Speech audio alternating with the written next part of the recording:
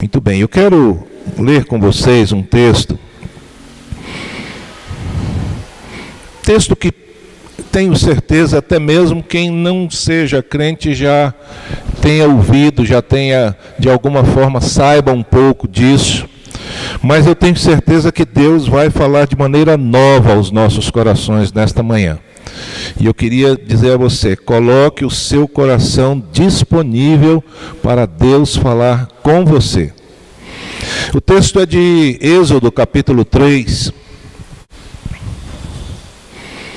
Antes de nós fazermos a leitura, o povo de Deus foi para o Egito através de José, filho de Jacó, foi recebido de maneira honrosa, mas ao longo de 300 anos, e aí você pode perceber, o Brasil tem pouco mais de 500 anos, 300 anos é um tempo significativo. Nesses 300 anos, aqueles que chegaram de maneira honrosa foram sendo depois tratados como pessoas comuns, depois como escravos.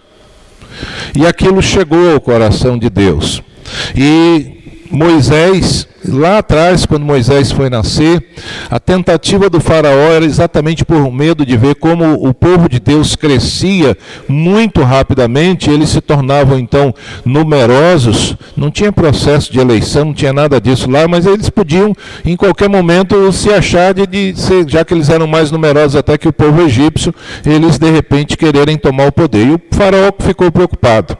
E o faraó mandou matar todas as crianças de 2 anos para baixo, todos os meninos. E a mãe de Moisés, Joquebede, entendendo que ali estava não apenas uma criança, mas um projeto de Deus para a sua vida, para a sua família e para coisas maiores, ela salvou o seu filho e ele então passou a viver na companhia da filha do faraó. E ele cresceu em determinado momento, e ele sabia da sua origem judaica, ele começou a ver os seus irmãos sendo maltratados de igual forma pelos egípcios, até o ponto que um dia ele se indigna com 40 anos e ele mata um dos egípcios que estava tentando matar, estava surrando um dos membros do povo de Deus. E ele então teme por sua vida, porque aquilo foi descoberto, e ele então resolve fugir. Passam-se 40 anos. Então ele não era um menino, ao contrário, 80 anos, mesmo ele tendo vivido muito mais tempo, mesmo ele sendo vigoroso, ele já era um homem de bastante idade. Mesmo assim, Deus tem planos para as nossas vidas em todas as épocas da nossa vida. A gente precisa se dispor nas mãos de Deus. Então, esse é o momento em que Moisés não estava nem um pouco preocupado com essas coisas. A sua preocupação eram as coisas diárias, como todos nós temos os nossos afazeres. E ele estava ali cuidando das coisas da família, quando Deus vai ao encontro dele, quando Deus fala com ele. Vamos acompanhar a leitura do texto. Eu vou ficar olhando para ali para que possamos acompanhar o tempo de leitura. Moisés pastoreava o rebanho do seu sogro, Jetro, que era sacerdote de Midian. Um dia, Moisés levou o rebanho para o outro lado do deserto e chegou a Horebe, o monte de Deus. Ali, o anjo do Senhor lhe apareceu numa chama de fogo que saía do meio de uma sarça. Moisés viu que, embora a sarça estivesse em chamas, esta não era consumida pelo fogo. Que impressionante, pensou. Por que a sarça não se queima? Vou ver isso de perto. O Senhor viu que ele se aproximava para observar, e então, do meio da sarça, Deus o chamou. Moisés, Moisés. Eis-me aqui, respondeu ele. Então disse Deus: não se aproxime, tire as sandálias dos pés, pois o lugar em que você está é terra santa. Disse ainda: eu sou o Deus de seu pai, o Deus de Abraão, o Deus de Isaque, o Deus de Jacó. Então Moisés cobriu o rosto, pois teve medo de olhar para Deus.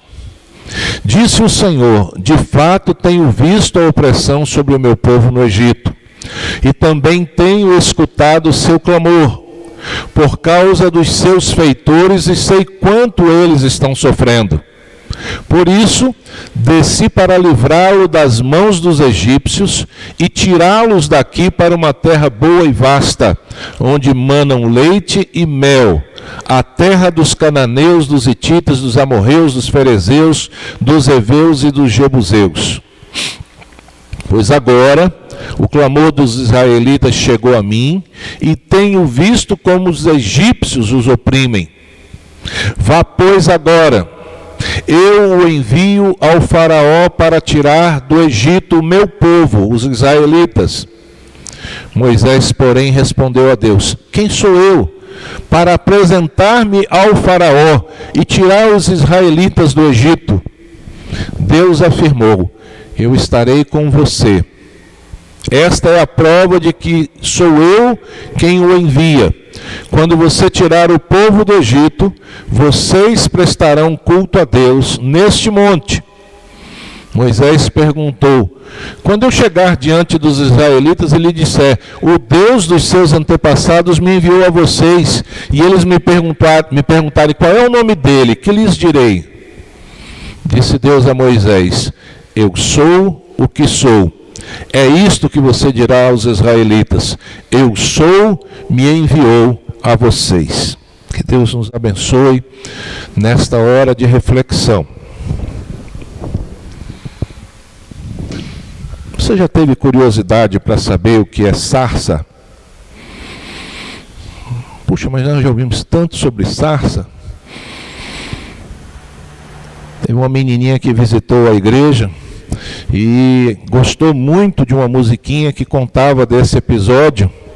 E ela, quando chegou na escola bíblica no outro domingo, a professora perguntou: alguém quer cantar uma música? E ela disse: eu quero cantar a música da sardinha.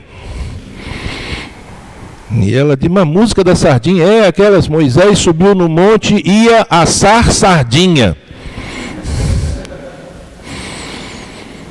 Às vezes a gente vai lidando com as coisas e não para realmente para conhecer um pouco mais, né? Às vezes nós estamos assando sardinha ao invés de entender que a sarça ardia. Sarça é um arbusto, é uma árvore pequena, mais ou menos como uma amora brava. Aí você, poxa, agora eu sei, uma amora brava, eu sei o que é. A sarça é um arbusto como vários outros arbustos existiam, inclusive com espinhos. Nós não estamos falando aqui de uma árvore mágica. Nós não estamos falando aqui de uma árvore extremamente grande, imponente, que chama a atenção pelo seu desenho, sua estética. De jeito nenhum. Nós estamos falando de um arbustozinho que não chamaria atenção, como muitos outros arbustos, como muitas outras sarças, jamais chamaram a atenção de Moisés. A sarça, querida,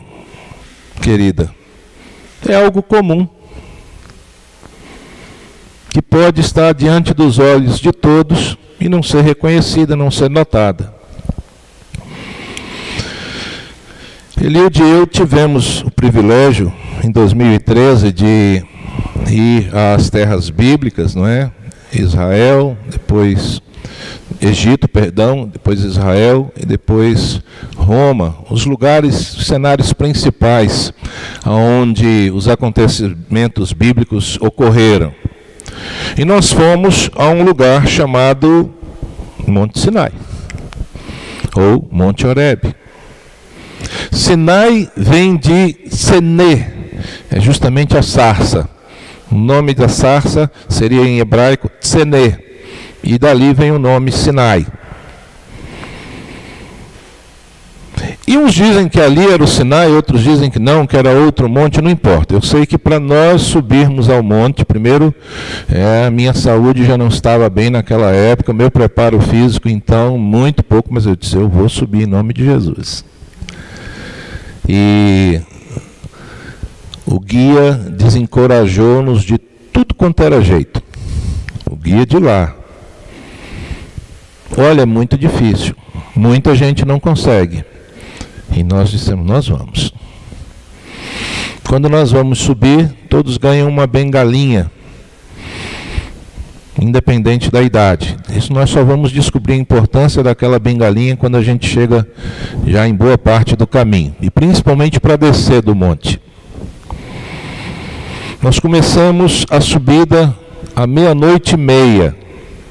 Uau, 00:30, sim. Por que 00:30? Primeiro porque o calor durante o dia é terrível, é muito forte. E nós não conseguiríamos chegar nem a 10% com certeza com o calor que estava. Nós começamos à 00:30, muito frio. E à medida que nós íamos subindo, nós íamos tirando os muitos agasalhos. Aquele efeito cebola que o curitibano conhece muito bem. Mas porque o esforço era grande. Combinamos, pastor Tadeu e a Ana iam liderando o grupo na frente e eu e Eliude ficamos atrás. Era uma boa desculpa também por causa do meu preparo, né? Mas nós combinamos assim.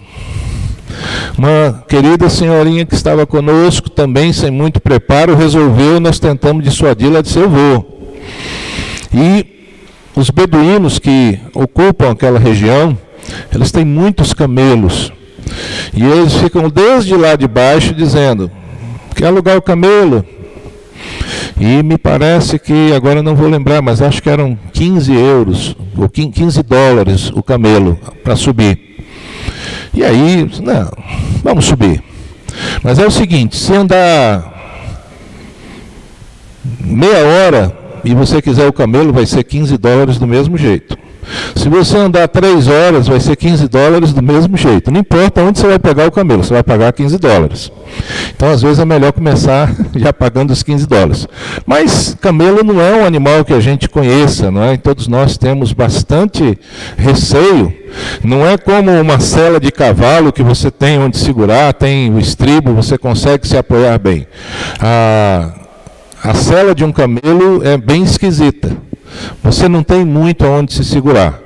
E o camelo é mais esquisito ainda do seu jeito de levantar. Ele é tão alto as suas pernas que ele faz uma gangorra. O risco de você capotar dali de cima é grande. E é um animal que a gente não conhece. E não te dava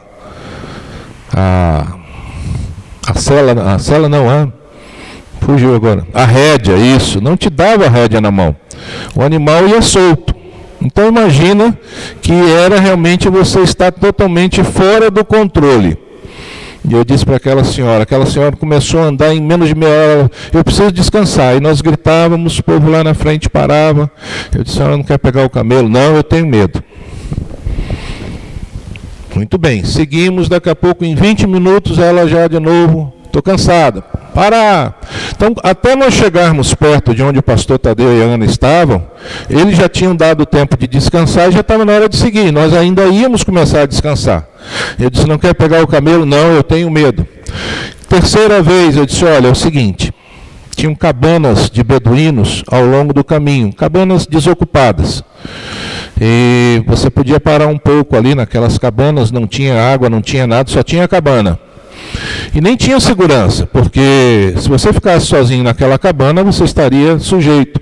Descobrimos que um padre, isso não é piada, um padre 1 mês antes havia sido morto porque resolveu descer sozinho. Então haviam riscos reais. Eu falei assim, a senhora precisa decidir. Ou a senhora desce sozinha, não, eu tenho medo. Ou a senhora fica numa cabana, nós vamos subir, descer, encontramos a senhora. Não, eu tenho medo. A senhora tem que ter medo mesmo, de descer sozinha e tem que ter medo de ficar na cabana. Ou a senhora pega o camelo. Eu tenho medo. E eu disse para ela assim, olha, nós não temos mais como parar por conta da senhora. Nós vamos precisar seguir. Então, a próxima vez que a senhora parar, a senhora vai ter que decidir desses 3 medos, qual o medo que a senhora vai enfrentar. Queridos, nós temos medo de muita coisa. E às vezes nós precisamos enfrentar os nossos medos. Próxima vez que parou, ela disse, pastor, eu quero camelo. E eu disse, muito bem. Aí o beduíno ofereceu para mim e para ele. Eu disse, não, não preciso. Na outra parada nós pegamos o camelo.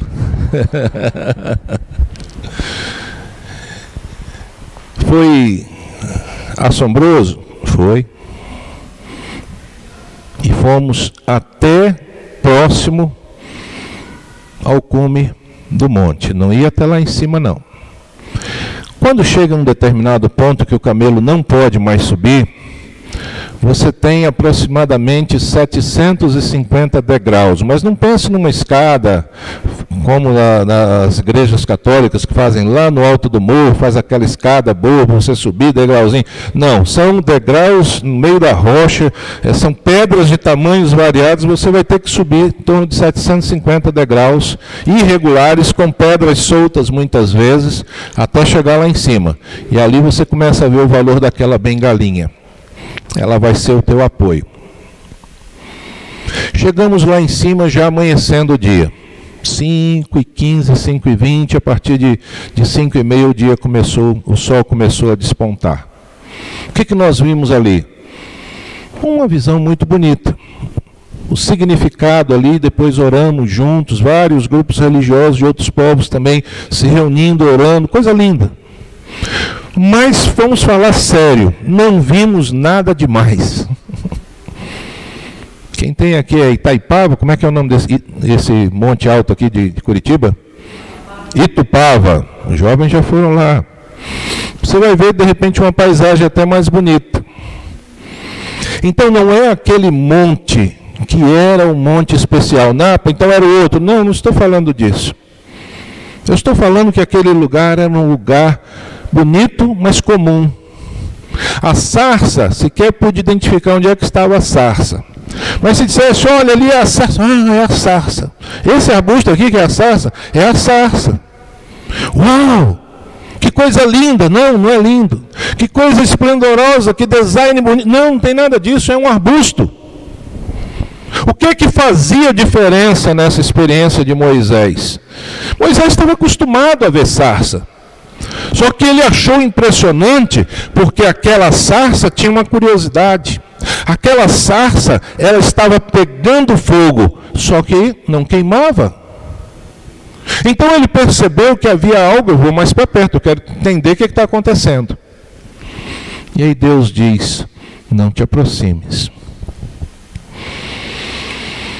Aqueles que já tiveram oportunidade de ir a Itaipu, outros lugares em que se tem alta tensão, sabem que há pontos que você não pode ir adiante. Não, mas eu não vou tocar em nada. Não importa se você vai tocar em nada.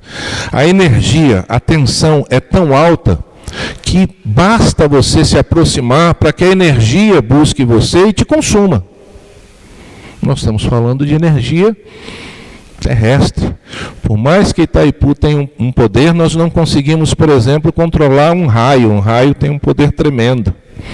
Quanto mais o Criador de todos os raios, de todo o universo. Deus diz, Moisés, para aí. Não te aproximes. Ao contrário, Moisés, tira a sandália dos teus pés. O lugar que você está pisando é santo. Puxa, então o pastor pisou na terra santa. Não, queridos, era terra comum como todas as terras. Nós chamamos de terra santa por causa do significado dela, mas aquela terra era terra comum. Aquela sarça era uma sarça comum. Ela era terra santa porque o Deus Santo estava se manifestando naquele lugar. Aquela sarça passou a ser conhecida em todo o mundo porque aquela sarça manifestava o poder de Deus sobre ela. Quem era Moisés? Moisés era filho da filha de Faraó, um fugitivo. Alguém que tinha medo de responder pelo seu crime. Ele era um homem fugindo dele mesmo, fugindo do seu crime, fugindo das suas ações. Moisés não era um grande líder. Moisés não era um general. Moisés não disse, eu vou lá, vou libertar aquele povo. Ao contrário, ele queria fugir dessa situação. Diz, não, quem sou eu? Tenho 80 anos, presta atenção.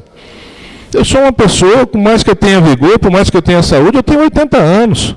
Eu vou voltar lá onde de onde eu vim, de onde eu fugi. É lá que eu vou, para quê? Para liberar o povo. Vou chegar para o faraó, e aí, ó, estou mandando. Quem vai estar mandando? Como é que eu vou mandar em coisa alguma? Como é que eu posso fazer isso? Não, você não pode, Moisés. Mas Deus escolheu Moisés. Do mesmo jeito que Deus escolheu o Monte Horebe. Do mesmo jeito que Deus escolheu a sarça. O monte passou a ser o monte de Deus. A sarça passou a ser a sarça que ardia, que se consumia, mas era a mesma sarça. E Moisés se tornou o grande libertador do povo de Deus. Uau! Nós vamos ver no capítulo 4, Moisés ainda relutando com Deus. E dizendo, Deus, eu tenho dificuldades para falar. Eu não sou uma pessoa que articula bem as palavras. E Deus disse, vou quebrar teu galho, Moisés. Pega teu irmão Arão, ele fala bem, ele vai falar no teu lugar. Então você fala no ouvido dele e ele retransmite. Por que Deus não pegou Arão? Sabia falar bem, sabia se expressar. Porque, queridos, Deus muitas vezes gosta de mostrar que não somos nós, não é a nossa força, não é a nossa eloquência, não é a nossa capacidade, não é o nosso porte físico, não somos nós. O máximo é Deus em nós. E quando nós entendemos que é Deus em nós que faz toda a diferença, a gente começa a se permitir ser instrumento de Deus para coisas grandiosas. Eu sou só um balconista, eu sou só um enfermeiro, eu sou só um médico, eu sou só um dentista, eu sou só um cantor, eu sou só, mas quem é o Deus que está sobre você?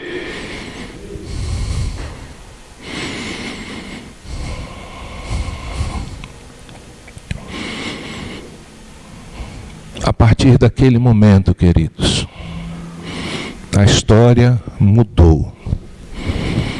A partir daquele instante, a história mudou. Não só a história de Moisés, não só a história do povo escolhido, mas a história da humanidade mudou. Quem sou eu? E eu acho importante que você faça essa pergunta. Quem sou eu? Porque muitas vezes, ao contrário de Moisés, nós somos arrogantes, nós nos achamos grandes coisas. Nós nos achamos o máximo, nós nos achamos pessoas boas, nós nos achamos pessoas bem-sucedidas, nós nos achamos grandes. Quem sou eu?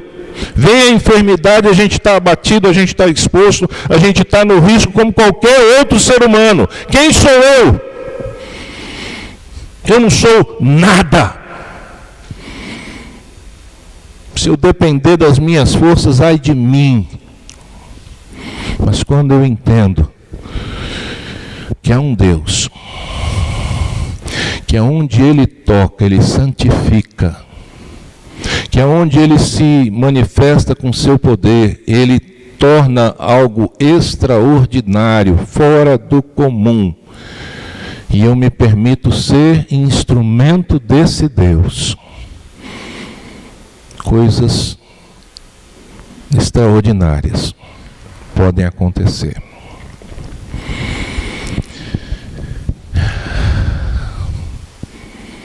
Às vezes nós precisamos tirar as sandálias. E tirar a sandália, meu amado, minha amada, significa nos despirmos da nossa arrogância. Ah, eu não sou arrogante. Então, desculpa, você não é ser humano. Porque o ser humano normalmente é arrogante. O ser humano que não é arrogante, geralmente vai ser alguém com um complexo de inferioridade muito grande. Porque um ser humano normal, ele tem a tendência a ser arrogante. Então, se ele foi muito quebrantado na sua autoestima, por pais, por pessoas, de um modo geral, aí ele pode deixar de ser arrogante, mas ele vai ser o inverso, também não é o desejo de Deus. O ser humano, normalmente, ele é arrogante.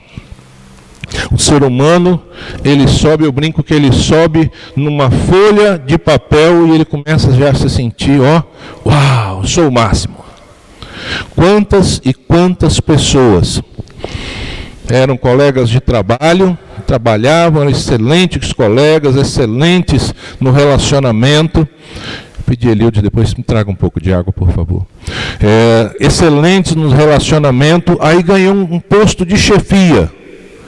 Começou a se achar algo extremamente fora do normal. Eu fui escolhido, eu sou o tal, eu mando, eu agora sou sobre os outros. E imediatamente começou a se ver de uma maneira tão grandiosa que não conseguiu mais enxergar os outros como iguais. E mergulha e cai, é demitido e ninguém quer trabalhar com ele. Por quê? É porque subiu numa folha de papel. Imagina se subisse numa resma. Deus quer fazer coisas grandiosas, mas primeiro nós temos que tirar as nossas sandálias. Pisa no chão. Reconhece que não é você. Obrigado. Reconhece que não é você. Reconhece que é Deus. Tira as sandálias. Onde você está pisando é lugar santo. Tira as sandálias. Deus não usa arrogantes. Tira as sandálias.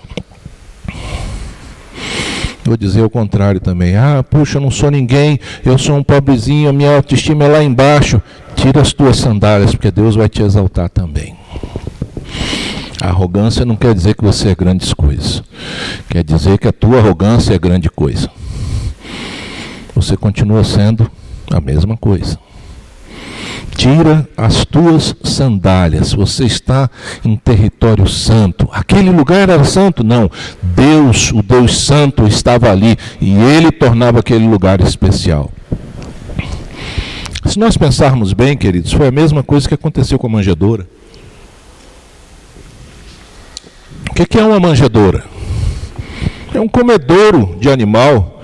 Alguém aqui, puxa, eu vou levar para casa uma manjedoura. Nunca vi algo igual, uma manjedoura. Babado de animal, cheio de resto de comida. Não tem grandes valor não, gente. Mas Jesus nasceu numa manjedoura, foi colocado, foi o seu primeiro bebê. A manjedoura é uma coisa extraordinária. O que era a cruz? Um lugar de morte, de condenação, um lugar reservado aos piores dos piores, aos criminosos, aos inimigos daquele povo. Às vezes por questões políticas, às vezes por crimes mesmo. Mas Jesus transformou a cruz em algo grandioso a ponto de Paulo dizer: eu espero me gloriar apenas na cruz de Cristo Jesus. Porque, amados, não é a sarça, não é a manjedoura, não é a cruz, não é o ser humano, é Deus. É Deus. E sabe o que a palavra de Deus diz, queridos? Que o povo de Deus é o templo do Espírito Santo. Ele habita em nós. Não porque eu sou grande coisa, não porque você é grande coisa, mas porque Deus é grande. E aonde Ele vem e sobre quem Ele vem, ali é lugar santo. Ali é lugar em que se torna extraordinário. Ali a sarça se consome, não se consome, mas mostra o poder que o fogo tem. O Moisés gago, com dificuldades para falar, se torna um líder, um libertador. A manjedoura se torna um símbolo de esperança. A cruz se torna um símbolo de vida. Eu quero te convidar, meu amado, minha amada, a tirar as tuas sandálias, a dizer: Senhor, eu não sou grandes coisas. Senhor, eu sou arrogante. Quantas vezes, Senhor, eu me vejo até criando conflitos com outros por coisas tão sem sentido. Quantas vezes, Senhor, eu acho que a minha palavra é a melhor de todas, depois eu vejo que não, eu posso destruir com a minha palavra, eu posso ofender com a minha palavra, eu posso criar um rebaixamento do meu irmão com a minha palavra. Eu não sou grandes coisas, Senhor. É preciso nós tirarmos as nossas sandálias diariamente diante de Deus, para que o Deus grandioso possa exercer o seu poder, a sua soberania, a sua santidade, a sua autoridade sobre nossas vidas. E permitir que, mesmo não sendo nada, nós possamos ser um instrumento poderoso da graça de Deus, da glória de Deus, do poder de Deus, da salvação de Deus. Queridos, nós precisamos de muitos Moisés hoje. Há muita gente escravizada. Há muita gente precisando saber que o grande eu sou está indo na direção delas e quer salvar, e quer libertar, e quer tornar com sentido a vida delas. Nós precisamos dizer: Senhor, eu sou pesado de língua, eu sou incapaz, eu sou incompetente, eu sou tudo, Senhor, mas tudo bem, o Senhor está me mandando, eu vou. Senhor, eu não tenho grande esforço, eu não tenho grandes condições, eu não tenho grandes recursos, mas, Senhor, eu tenho o Senhor, e tudo se torna então absoluto e infinito se eu estou com o Senhor. Senhor, eu sou uma pessoa que passa e ninguém nota, eu sou uma pessoa que não chama a atenção. Querido, você é uma sarça, mas o Senhor escolheu você, e Ele quer arder em você, e Ele quer fazer de você um símbolo do poder dEle, Ele quer fazer de você um libertador de almas, Ele quer fazer de você uma pessoa que talvez não seja reconhecida na história mundial, mas seja reconhecida na história de muitas pessoas, porque você foi um instrumento de Deus. Há 15 dias, faleceu uma pessoa, eu não conheci, mas o testemunho do pastor acerca daquele homem é extraordinário. Faleceu o irmão fulano, viveu mais de 50 anos no Evangelho.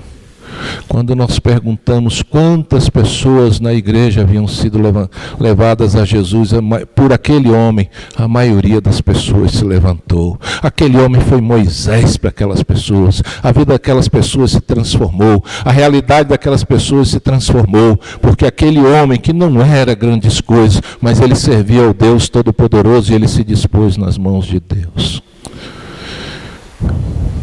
Você pode não ter o teu nome na história, queridos, humana, mas você vai ter o teu nome na história de libertação de várias pessoas. E mesmo que as pessoas sequer se lembrem, o Senhor não se esquecerá. E o teu nome estará registrado na história da salvação também no céu. Tira as sandálias dos teus pés. Se despe de toda arrogância. Senhor, eu não sei grandes coisas. Eu penso muitas vezes, depois eu entro em conflito comigo mesmo. Depois eu discordo de mim mesmo. Às vezes eu me vejo lutando por coisas tão sem sentido. Senhor, eu quero tirar as sandálias dos meus pés. Eu quero, Senhor, ser instrumento do Senhor. Eu quero, Senhor, que a minha vida esteja nas tuas mãos, como aquela sarça, Senhor, como aquela manjedoura, como aquela cruz. Senhor, eu quero que a minha vida esteja nas tuas mãos, como Moisés, um homem que, pela lógica, já estava destinado a ser um nada na história, mas o Senhor veio com poder sobre ele, ele aceitou obedecer ao Senhor, ele aceitou ser instrumento do Senhor, e o Senhor usou a sua vida para libertar a vida de tantos. Meu Deus querido, eu quero te suplicar, por cada um que aqui está, por cada um, Senhor, que está ouvindo a tua palavra, eu quero, Senhor, tirar as minhas sandálias. Eu quero, Senhor, me despir da minha arrogância, Senhor. Eu quero reconhecer, Senhor, que eu não sou nada.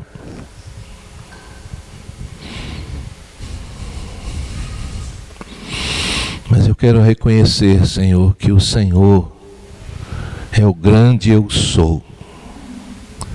E que o Senhor veio sobre a minha vida, e que o Senhor com fogo consumidor habita em mim, e que, ó Deus bondoso, se eu dia a dia tirar as sandálias dos meus pés, o Senhor poderá fazer coisas extraordinárias através da minha vida, da vida dos meus amados. Senhor, eu quero te suplicar, eu coloco a minha vida nas tuas mãos como uma sarça. Alguém que jamais seria notado se não fosse o teu poder.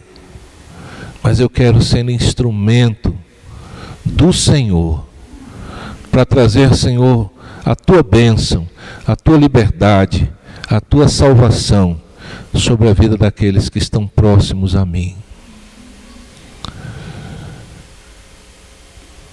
Em nome de Jesus eu quero suplicar, Senhor, consome em mim aquilo que não te agrada. Consome, Senhor, em mim da mesma forma que Isaías teve, Senhor, a sua iniquidade perdoada com a brasa tirada do teu altar.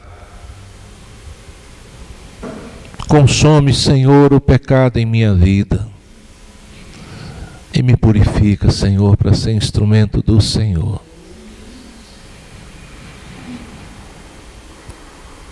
Eu quero, Senhor, ser uma manjedoura. Eu quero, Senhor, me gloriar na cruz. Eu quero, Senhor, ser uma sarça em que o teu poder se manifesta, não para o meu engrandecimento, mas para a honra e glória do teu nome, em nome de Jesus. Amém e amém.